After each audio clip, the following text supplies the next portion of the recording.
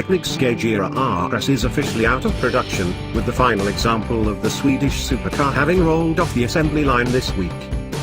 The final Agera RS produced is actually a replacement car for the Agera RS Gryphon, which was totaled during a shakedown test in wet conditions at a test track in Sweden.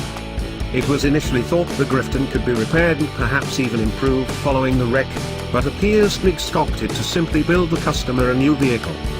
While the Agera RS is out of production, there are still two more non-RS Ageras that are being built.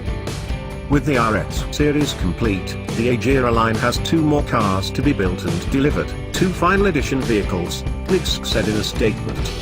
The final edition series debuted at the 2016 Geneva Motor Show with the appearance of the One of One. The two super bespoke final editions nearing the end of production right now will complete that series of 3 vehicles, and the Agera line of vehicles as a whole.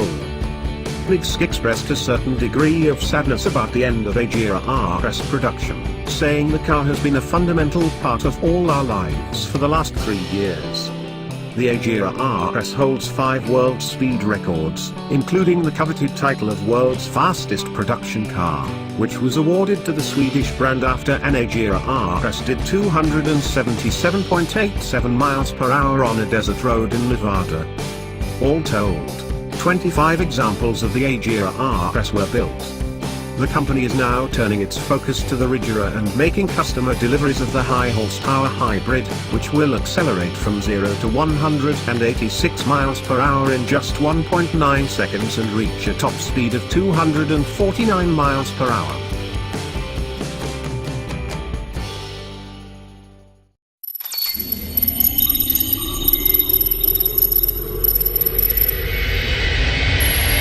Thanks for watching. Subscribe now.